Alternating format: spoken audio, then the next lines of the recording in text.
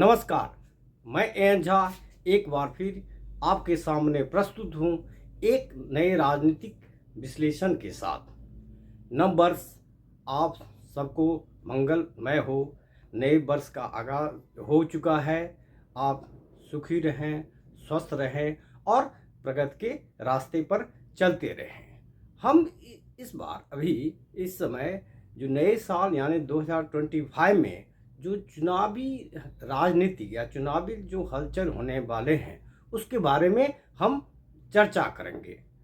विगत साल में 2024 में आपने देखा कि आम चुनाव हुए। आम चुनाव के बाद 4 राज्यों के विधानसभा के चुनाव हुए और इस चुनाव में आप यदि गौर से देखेंगे तो सबको कुछ कुछ मिला।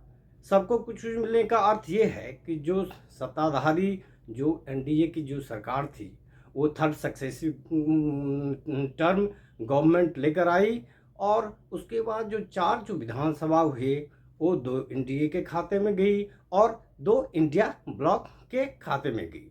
कांग्रेस का भी एक थोड़ा सा रिवाइवल हुआ और कांग्रेस जो है पिछले 2 लोकसभा चुनाव के बाद अपने को बढ़ाते हुए अपने स्कोर को 1990 तक पहुंचा पाई। अब हम करेंगे, जब नए साल आ गए हैं तो नए साल में क्या किन राज्यों में चुनाव होने वाले हैं और ये चुनावी राजनीति का क्या मायने रखता है।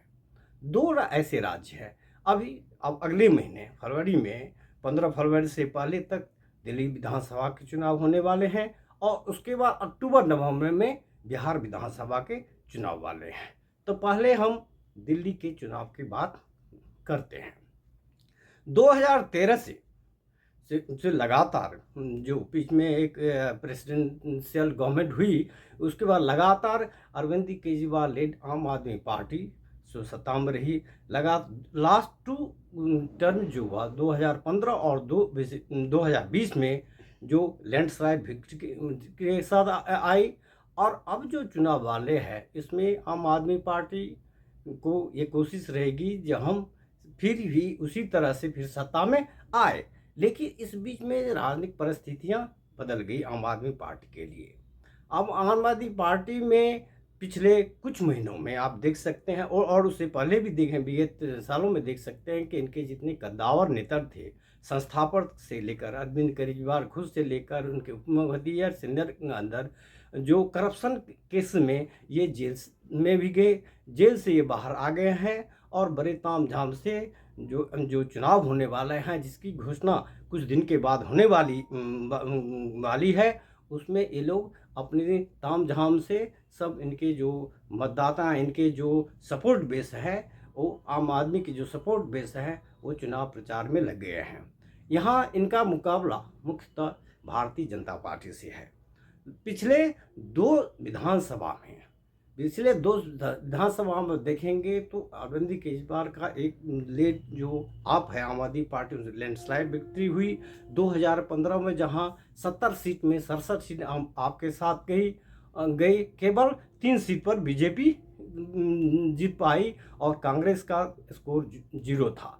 इसी तरह 2020 के जो चुनाव हुए, जो विधानसभा के चुनाव हुए उसमें 62 सीट कर गई और बीजेपी केवल 8 सीट जीत पाई और कांग्रेस अगेन जो कांग्रेस का स्कोर जो नील था। इस बार भारतीय जनता पार्टी और कांग्रेस दोनों की कोशिश हो रही है कि स्थिति को उल्टा जाए।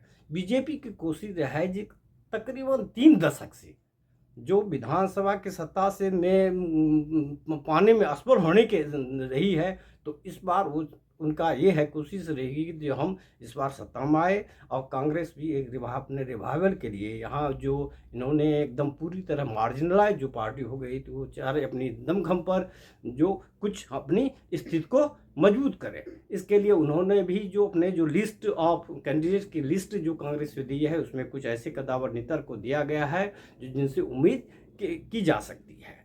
अब केजरीवाल के लिए ये एक बहुत बड़ा चैलेंजिंग है। अभी जब से केजरीवाल आए हैं तब से ये कह सकते हैं जो कहते हैं इनके लिए मोस्ट वल्नरेबल सिचुएशन है, क्योंकि जिस भ्रष्टाचार के विरोध करके ये सभी अन्य पार्टी को भ्रष्ट करके आए थे उस भ्रष्टाचार की जो में खुद ही ये फंस गए हैं।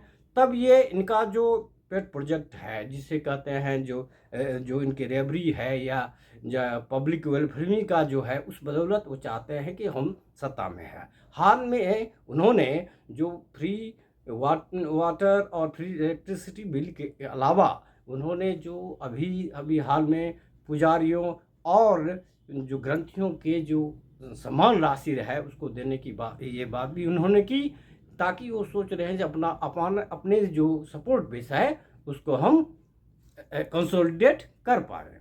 लेकिन अब ये देखना है कि इनकी जो ये योजनाएं हैं ये इस बार कितना कारगर होती है, क्योंकि बीजेपी भी 98 के बाद विधानसभा में नहीं आ पाई, सत्ता में सरकार नहीं बना पाई, तो वो भी पूरे दमखम से पूरी तैयारी से में है। अब हम बात करते हैं दूसरी तरफ बिहार के लिए। चलो, दिल्ली की जब बात होती है तो दिल्ली तो एक केंद्र शासित प्रदेश है। यहाँ भारतीय जनता पार्टी ने लगातार पिछले 3 लोकसभा में सक्सेसिवली कह सकते हैं सातों के सातों से जीत गई। तो यहाँ यदि बीजेपी को थोड़ी सी भी उस हिसाब से फायदा नहीं भी होता है, तब भी बहुत इनकी जो ओवरऑल जो गवर्नमेंट है, सेंट्रल की गवर्नमेंट है, उस पर फर्क नहीं पड़ता है।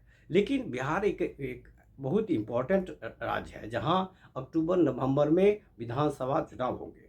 बिहार में 2 तरह के हैं, एक तो एनडीए लेड गवर्नमेंट, जिसके अभी नीतीश कुमार जो जेडीयू के जो लीडर हैं की अगुवाई में एनडीए की सरकार है, और दूसरा इंडिया ब्लॉक या जिसको कहते हैं महागठबंधन है, जिसमें RJD lead Tejashwi Yadav, RJD राष्ट्रीय जनता लेड, उसके बाद कांग्रेस और कम्युनिस्ट जो है उस मिल करके वो महागठबंधन अपोजिशन में है। और अभी इस समय कुछ आपको याद होगा जो पिछले कुछ दिनों में फिर चर्चा हो रही थी कि नीतीश कुमार कहीं जो पाला पड़ने जाए, जैसे इससे पहले उनको महागठबंधन के साथ बनाए इन्होंने सरकार, उसके बाद ये एनडीए के राज्य जिसे कहते हैं राज्य के साथ सरकार में है, तो पीछे हलचल बच गई कि कहीं नीतीश कुमार अगले चुनाव से पहले फिर अपना पलटा यूटर्न जिसे कहते हैं यूटर्न करवाए। ये बातें तब आई जब भारतीय जनता पार्टी के जो डिप्टी चीफ मिनिस्टर हैं वहाँ उन्होंने स्टेटमेंट दिया था अटल वाजपेयी की जयंती पर, जब समय आ गया है जो बीजेपी के अपना मुख्यमंत्री हो। तो ये जो स्टेटमेंट हुआ तो इनके जो वो जेडीयू जो है जिसके नेता नीतीश कुमार है, तो जेडीयू ने इसको दूसरे हिसाब से लिया, पॉलिटिकल लिया, और कहा कि नहीं, अभी जब एनडीए के बिहार में फेज की बात होगी, स्टेट विधानसभा के पास होगी, तो ये केवल नीतीश कुमार ही हो सकते हैं। और भारतीय जनता पार्टी के नेता ने इसके सभा में कहा जी इसमें कोई कन्फ्यूजन नहीं है, हम 2025 माने इसी साल जो विधानसभा होगी वो विधानसभा हम नीतीश कुमार के अगुवाई में ही लड़ेंगे। गौरतलब है कि 2020 में एनडीए की सरकार जो फॉर्म हुई थी उसमें आप देखेंगे जो बीजेपी लार्जेस्ट पार्टी होकर आई थी, लेकिन तब भी उन्होंने जो नीतीश कुमार जो जेडीयू के नेता हैं तो नीतीश कुमार के अगुवाई में ही उन्होंने सरकार बनाई। अपोजिशन महागठबंधन भी 243 में 110 सीट लेकर आए थे। लेकिन 2022 में अगस्त 22 का एक समय आया जो नीतीश कुमार एनडीए छोड़ करके महागठबंधन में चले गए। लेकिन कुछ महीने कह सकते हैं इस तरह से चला, तकरीबन 1.5 साल से कह सकते हैं इस तरह से चला, और जनवरी 2024 में फिर नीतीश कुमार वापस आ जाते हैं एनडीए, बीजेपी लेड एनडीए में जाते हैं, राजग में आ जाते हैं, और तब से अभी चीफ मिनिस्टर है।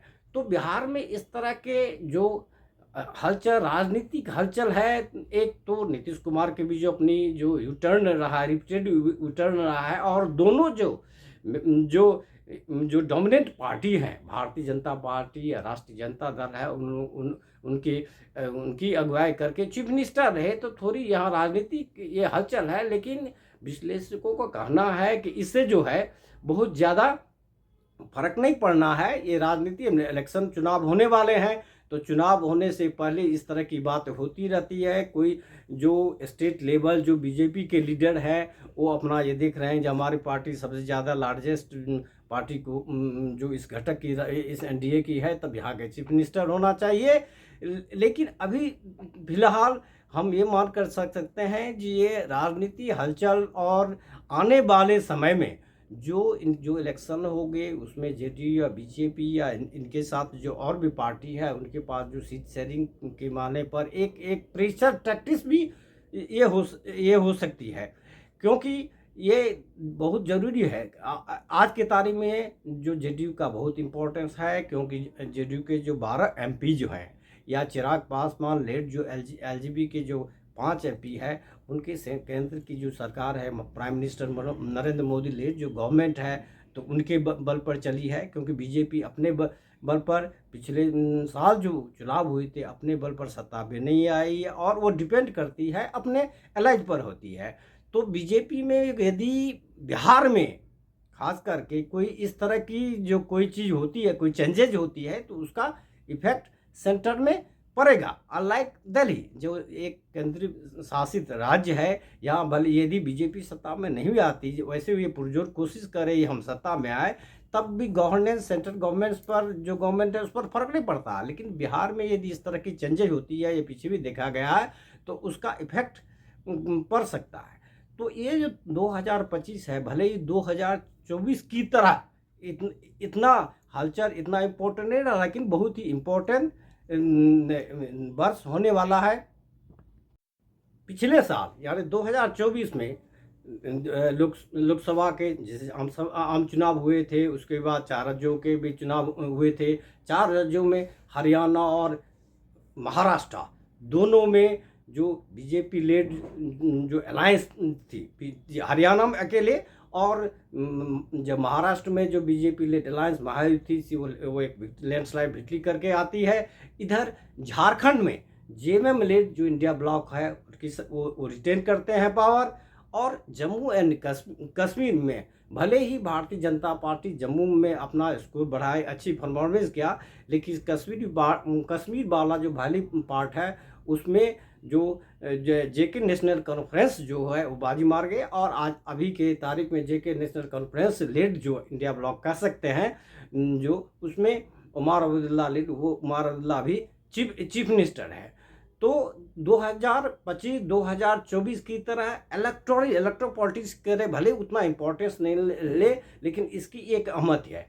ये जो 2 राज्यों के जो चुनाव होंगे, जो एक केंद्र शासित दिल्ली की चुनाव और बिहार के चुनाव होंगे, जो सबकी नज़र उसी पर है। खासकर बिहार चुनाव पर बहुत ही इम्पोर्टेंट होता है। बिहार बहुत ही इम्पोर्टेंट स्टेट रहा है और लगातार सत्ता में रहे हैं। नीतीश कुमार लगातार चीफ मिनिस्टर, करीबन 2 दशक तक बिहार की जो राजनीति रही है, चाहे कहीं भी हो, वो केंद्रित रही है नीतीश कुमार के पर्सनैलिटी के ही इर्द गिर्द। ये चाहे 2 बड़े दल आरजेडी या बीजेपी की मजबूरी हो, या जेडीयू लेड या नीतीश कुमार का एक पर्सनल स्ट्रेंथ हो, लेकिन इसी तरह वहाँ सत्ता की भागीदारी हुई। तो हम ये 2025 भी एक इलेक्टोरल पॉलिटिक्स में एक इम्पोर्टेंट ईयर होगा। अपने अपोजिशन अलायंस इंडिया ब्लॉक के लिए भी ये चैलेंजिंग होगी, और बीजेपी के लिए होगी, के लिए बहुत इंपॉर्टेंट है। क्योंकि लोकसभा में जो सर्टेन सेटबैक हुआ उसको तो उन्होंने रिकवर कर लिया महाराष्ट्र हरियाणा जीत करके। अब यहाँ जो 2025 में यदि बिहार भी जीत पाते हैं, तो फिर एक अपना ये डोमिनेंस जो है अक्रॉस द जो नेशन, जो डोमिनेंस है, ये कायम रहेंगे। तो आप देखते रहिए आगे इनके क्या चहलकदमी होती है, पॉलिटिकल चहलकदमी क्या होती है। और जो खास करके दिल्ली में जब चुनाव अब नज़दीक है, कुछ दिन के बाद अब चुनाव आयोग इसकी जो चुनाव की घोषणा करेंगे, और बाद के लेटर ऑन अक्टूबर नवंबर बिहार में भी इलेक्शन है। तो ये पॉलिटिकल एक्टिविटी जो है, ये इलेक्ट्रल पॉलिटिकल एक्टिविटी चलती रहेगी, और हो सकता है नई कोई नैरेटिव भी डेवलप हो। थैंक यू, धन्यवाद।